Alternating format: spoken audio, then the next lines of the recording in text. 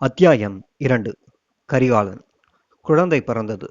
எப்படி பிறக்க வேண்டுமோ, எப்படி வளர வேண்டுமோ அப்படியெல்லாம் இருக்க வகையில்லை. சோழ மண்டலத்தின் சக்கரவர்த்தியாக விளங்க வேண்டிய குழந்தை இப்போது ஊர் அறியாமல், நாடு அறியாமல் வளர்ந்து வந்தது. ஆண் குழந்தை பிறந்திருக்கிறது என்ற செய்தி காவிரி பூம்பட்டினத்தில் உள்ள சிலருக்கு மாத்திரம் தெரிந்திருந்தது. ஆட்சியை நடத்தி வந்த அமைச்சர்களுக்கும் சில சான்றோர்களுக்கும் தெரியும். அவர்கள் இதற்கு முன் ஊக்கமில்லாமல் இருந்தார்கள். அவர்கள் முகத்தில் வாட்டமே குடிகொண்டிருந்தது.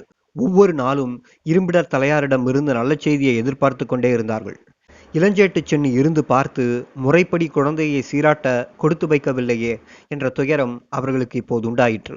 ஆண் குழந்தை பிறந்த செய்தி அளவில்லாத மகிழ்ச்சியை உண்டாக்கினாலும் வேறு வகையில் அவர்களுக்கு உள்ளம் மருகியது. குழந்தை பிறந்ததை உலகத்தார் அறிய தெரிவிப்பது உசிதமன்று என்று தீர்மானித்தனர். சோழ நாட்டில் உள்ள சில வெளிர்கலகம் செய்ய கிளம்பியிருந்தனர். குழந்தை பிறந்த செய்தி அவர்களுக்கு தெரிந்தால் ஏதேனும் செய்துவிடக்கூடும். அரண்மனைக்கு குழந்தையை கொணர்ந்து வளர்த்தால் தக்க பாதுகாப்பு வேண்டும். அதற்குரிய படைபலமில்லை. ஆகவே இன்னும் சில ஆண்டுகள் ஒருவரும் அறியாமல் குழந்தை வளர்வதே நல்லது என்ற முடிவுக்கு அவர்கள் வந்தார்கள். இரும்பிடர் தலையாரும் அந்த முடிவுக்கு உடன்பட்டார். குழந்தையை காக்கும் பொறுப்பு அவரிடமிருந்து அகலவில்லை. இந்த இடத்தில் குழந்தை வளர்கிறது என்ற செய்தி மிகவும் ரகசியமாகவே இருந்தது. ஆயினும் சோழ நாட்டு மக்களிடையே ஒரு வதந்தி பரவியது. சோழ குலத்தை காப்பாற்ற அரசிக்கு ஒரு குழந்தை பிறந்திருக்கிறது என்ற செய்தி ஆங்காங்கே வழங்கியது. எல்லாம் பொய். இப்போது ஆட்சி புரிபவர்கள் தங்கள் ஆட்சி மாறாமல் இருக்க வேண்டி கட்டிவிட்ட கதை என்று சிலர் சொன்னார்கள். இளஞ்சேட்டு சென்னி வாழ்ந்திருந்த காலத்தில் பிறக்காத குழந்தை இப்போதுதான் பிறந்து வளர்கிறது போலும் என்று சிலர் ஏளனம் பேசினர். அயலில் உள்ள பாண்டி நாடும் சேர நாடும் எவ்வளவு சிறப்பாக இருக்கின்றன. அரசன் இல்லாத நாடு ஒரு நாடா? பேசாமல் சேரன் ஆட்சியையே ஏற்கலாம் என்று தோன்றுகிறது. இவ்வாறு பலர் பலவிதமாக பேசிக்கொண்டிருந்தனர். மன்னன் ஒருவன் இல்லாததால் சோழ நாட்டின் பெருமை மங்கியது. காவிரி பூம்பட்டினத்தின் சிறப்பும் குறையத் தொடங்கியது. பகைவர் பரபர உரம் பெற்றனர். பாண்டிய மன்னனோடும் சேரனோடும் சேர்ந்து சூழ்ச்சி செய்தனர். சோழ இளவரசனாகிய குழந்தை எங்கே இருக்கிறது என்று கண்டுபிடிக்கும் முயற்சியில் ஈடுபட்டனர். குழந்தை பிறக்கவே இல்லை என்ற வதந்தியை பரப்பினர். திருமாவளவன் வளர்ந்து வந்தான். தங்க தொட்டிலில் வளர வேண்டியவன் மரத்தொட்டிலில் கூட வளரவில்லை. எந்த சமயத்தில் குழந்தைக்கு அபாயம் நேருமோ என்ற பயத்தால் அவனை தாய் மார்த்தொட்டிலில் இட்டு வளர்த்தாள். பனி நீரால் குளிப்பாட்டினாள். மகிழ்ச்சி பொங்க உடல் பூரிக்க நாளுக்கு நாள் ஆனந்தம் அடைய வேண்டிய அவள் ஒவ்வொரு கணமும் குழந்தைக்கு யாரால் என்ன தீங்கு நேருமோ என்று அஞ்சி நடுங்கினாள். உள்ளம் சாம்பினாள். உடல் மெலிந்தாள். தாயின் அன்பணைப்பிலே வளவன் வளர்ந்தான். காட்டிலே ஓடி வேட்டையாடி விளையாட வேண்டிய சிங்கக்குட்டி கூட்டிலே கிடந்தான். வளவனுடைய மேனி அழகும் துள்ளி குதிக்கும் தோற்றமும் துடியான பேச்சும் தாய் வயிற்றை குளிரச் செய்தன. அடுத்த கணம் தீயை மூட்டின. கடவுளே, என் கண்மணி சோழர்குல தோன்றல் இருக்க வேண்டிய நிலையிலிருந்து விளங்கும் காலம் வருமா என்று அவள் அங்காளாய்ந்தாள். காலம் வரும் என்று ஆறுதல் கூறினார் இரும்பிடர் தலையார். குழந்தை தன் தோளை தட்டி கொண்டு சிரித்தான். குழந்தைக்கு இரும்பிடர் தலையார் கல்வி புகட்டினார். சோழர்குல பெருமையை கதை கதையாகச் சொன்னார். தமிழனின் சிறப்பை எடுத்து காட்டினார். அவர் சங்க புலவர் அல்லவா? திருமாவளவன் உடம்பு வளர்ந்தது போலவே அறிவும் வளர்ந்தது. அது கண்டு அன்னையும் அம்மானும் மகிழ்ச்சி கொண்டனர். ஐயோ, குழந்தையை காணவில்லையே! இங்கேதான் விளையாடி கொண்டிருந்தான், இப்போது காணவில்லையே என்று அழுதாள் தாய். இரும்பிடர் தலையார் காவிரி பூம்பட்டினத்துக்கு சென்றிருந்தார். தக்க பாதுகாப்பை செய்துவிட்டுத்தான் போயிருந்தார். வளவன் காலையில் தாயோடு பேசிக் கொண்டிருந்தான். அம்மா, இன்னும் 4-5 ஆண்டுகள் போனால் பெரியவனாகி விடுவேன். காவிரி பூம்பட்டினத்துக்கு அப்போது போகலாம் அல்லவா? அங்கே போய் நம்முடைய அரண்மனையையும் சிங்காசனத்தையும் பார்க்க வேண்டுமென்று எவ்வளவு ஆசையாக இருக்கிறது தெரியுமா என்று சொன்னானே. மாலையில் அவனை காணவில்லையே. சின்னஞ்சிறு குழந்தையாக இருந்தால் இடுப்பில் வைத்துக் கொள்ளலாம். ஓடி ஆடி பேசி எல்லாம் தெரிந்து கொள்ளும் பருவம் வந்த பிள்ளையை கட்டுக்காவலில் வைக்க வேண்டிய அவசியம் என்ன? அவனும் தனக்கு வரக்கூடிய அபாயத்தை தெரிந்து கொண்டிருந்தான். காலை பருவம் வரவில்லை. சின்ன பையன்தான். ஆனாலும் ஓரளவு தன்னைத்தான் காத்துக்கொள்ளும் திறமை அவனுக்கு இருந்தது. அன்னை எங்கெங்கோ தேடினாள், அழுதாள், கதறினாள். தெரிந்தவர்களை எல்லாம் அழைத்து தேடச் செய்தாள். தெரியாதவர்களையும் கெஞ்சி கும்பிட்டு அங்கம் அச்ச அடையாளங்களை சொல்லி தேடச் சொன்னாள். வளவன் அகப்படவில்லை. உயிர்கழுவில் நின்று துடித்தாள் தாய். அவளுடைய நெட்டை கனவெல்லாம் எப்படி அழுகிவிடுமோ? குழந்தைக்காக அல்லவா அவள் உயிரோடு இருக்கிறாள். பெண்ணாக பிறந்தவள் ஊரை கடந்து ஓடிப்போய் தேட முடியுமா? கனலில் விழுந்த புழுவைப் போல துடித்தாள். தன் தலைவீதியை நொந்து அலறினாள். குழந்தை போனவன்தான் வரவில்லை. மறுநாள் இரும்பிடர் தலையார் வந்தார். வரும்போதே அவருக்கு வீடு விளங்காமல் இருப்பது தெரிந்தது. உள்ளே புகுந்தாரோ இல்லையோ, அண்ணா, இனிமேல் நான் என்ன செய்வேன் என்று தலைவிரிக்கோலமாக அரசி அவர் காலில் வந்து விழுந்தாள். குழந்தை எங்கே? இந்த கேள்வியை கேட்டுவிட்டு 4 புறமும் பார்த்தார் புலவர். குழந்தையை பறிகொடுத்து விட்டேனே என்று அழுதாள் அவள். நான் புறப்படும் பொழுது நன்றாகத்தானே இருந்தான். அதற்குள் அவனுக்கு என்ன வந்தது? ஐயோ, அவனை நேற்றிலிருந்து காணவில்லை. எந்த பாவி தூக்கி கொண்டு போனானோ, என்ன செய்தானோ? என் கண்மணி உயிரோடு இருக்கிறானோ இல்லையோ? ஐயோ, நான் என்ன செய்வேன்? ஒரு கண நேரம் இரும்பிடர் தலையார் செயலற்று நின்றார். உலகமே சுழன்றது. பிறகு எல்லாம் அப்படியே திடீரென்று இயக்கம் ஒளிந்து நின்றுவிட்டது போல் இருந்தது. நின்று நிதானித்தார். அவர் எதிர்பார்த்ததுதான் இது. இது நேரக்கூடாது என்று எத்தனையோ கட்டுக்காவலாக இருந்தார். ஆனாலும் விதி யாரை விட்டது? நடப்பது நடந்தே தீரும். இந்த அலங்கோல நிலையில் அவருக்கு ஒரு சிறிய ஆறுதல் ஏற்பட்டது.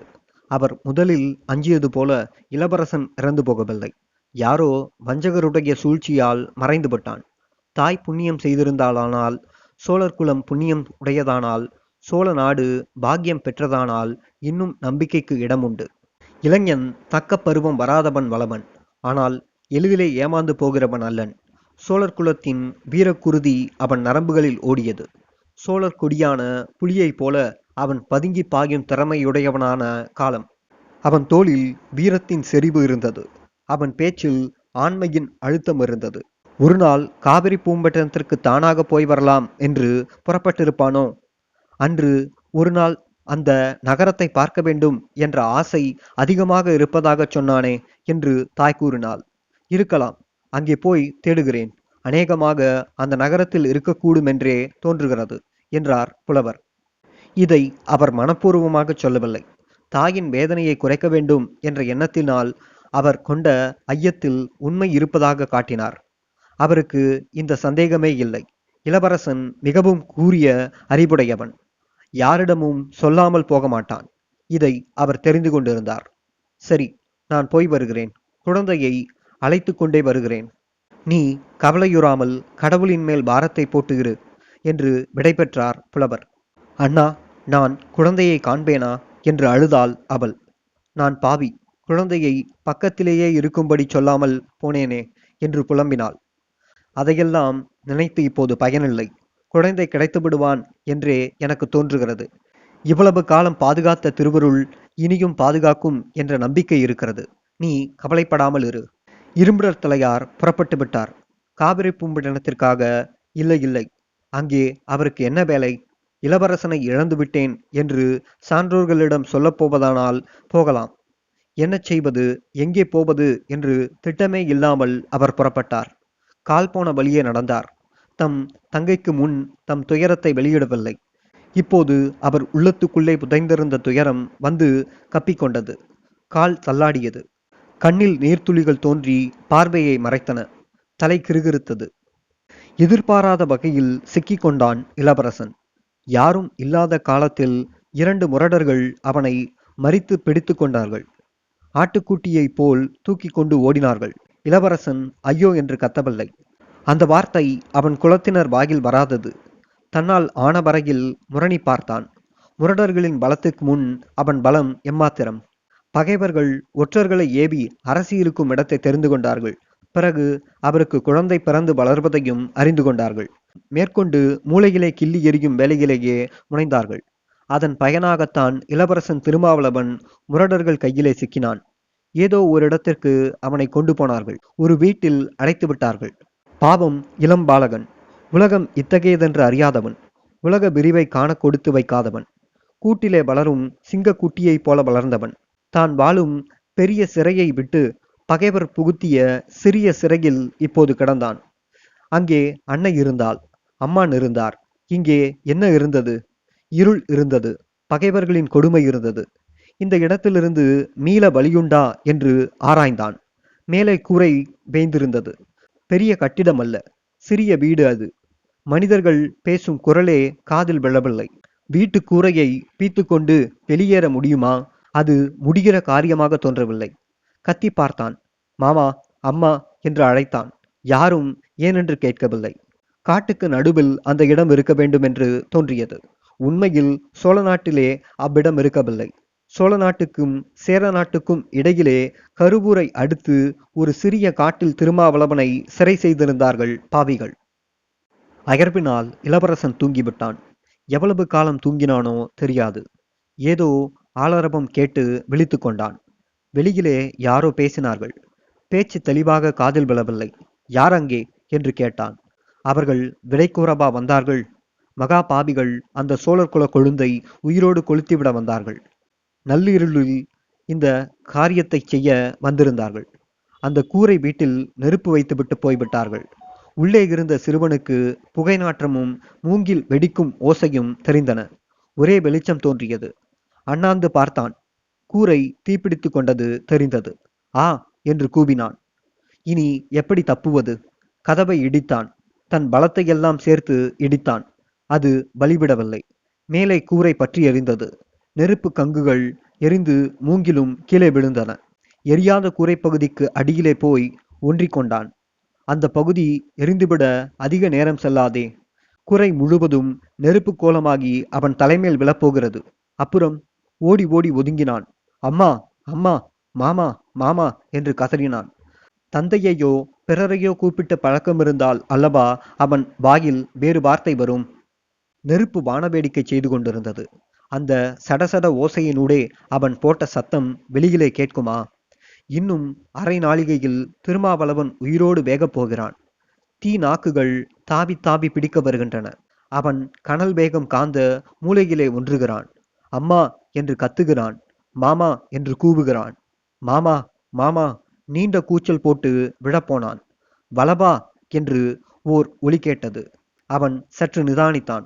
மயக்கம் வந்தாலும் நினைவை இருக்க பிடித்து காதிலே பொருத்தினான். மாமா என்று மறுமுறையும் கூவினான். என் கண்ணே என்று ஒரு குரல் பதில் கொடுத்தது. மாமாவே வந்துவிட்டார்.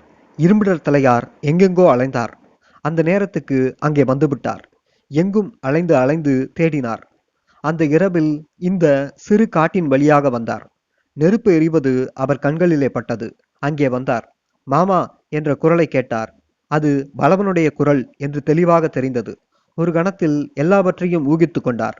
பெரிய கற்களை கொண்டு வந்து கதவை உடைத்தார். பிளந்தது கதவு. உள்ளே நோக்கினார். மூலையில் ஒன்றிக்கொண்டு கதறிய இளவரசன் அவரை கண்டதும் ஓடி வந்தான். நெருப்பை மிதித்து கொண்டு ஓடி வந்தான். அவரை கண்ட வேகத்தில் அவனுக்கு ஒன்றும் தோன்றவில்லை. 2 தாவிலேயே தாவி இரும்பிடர் தலையார் காலடியில் வந்து விழுந்தான். அதன் பின் அவனுக்கு நினைவு தப்பிவிட்டது. திருமாவளவன் நினைவு வந்து பார்த்தபோது தான் ஒரு காட்டில் படுத்திருப்பதை உணர்ந்தான். காலில் ஏதோ எரிச்சல். அருகில் இரும்பிடர் தலையார் இருந்தார். கண்ணை விழித்தான். மாமா என்றான். என் கண்ணே, என் வயிற்றில் பாலை வார்த்தாயா என்று கேட்டுக்கொண்டே குனிந்து பார்த்தார் அருமை அம்மான். இந்தா, இதை சாப்பிடு என்று எதையோ குடிக்க கொடுத்தார். அதை குடித்தான். சற்று தெம்பு வந்தது. நான் எங்கே இருக்கிறேன்? ஆண்டவன் அருள் நிழலில் இருக்கிறாய் என்று பதில் வந்தது. இரும்பிடர் தலையார் தழுதழு குரலில் பேசினார். அம்மா எங்கே? வந்து விடுவாள். கருவூரில் யாரும் அறியாத ஓரிடத்தில் இரும்பிடர் தலையாரின் பாதுகாப்பில் திருமாவளவன் நெருப்பு காயம்பட்டு கிடந்தான். அவன் காலில் நெருப்பு தன் சக்தியை பூரணமாக காட்டிவிட்டது. இரும்பிடர் தலையார் சோழ நாட்டிலிருந்து தம் நண்பராகிய மருத்துவரை அழைத்து வந்தார். அவர் கட்டு கட்டினார். தாயும் வந்து சேர்ந்தாள். சில நாட்கள் மருந்து கட்டினார்கள். கடைசியில் கட்டை அவிழ்த்தார்கள். அந்த அழகிய கால் கருப்பாக கரிந்திருந்தது. பகைவருடைய வஞ்சகச் செயலுக்கு சாட்சியாக அந்த கரிந்த கால் இருந்தது. உயிருக்கு வந்தது காலோடு போயிற்றே என்று ஆறுதல் அடைந்தாள் தாய். அன்று முதல் திருமாவளவன் கரிகாலனானான்.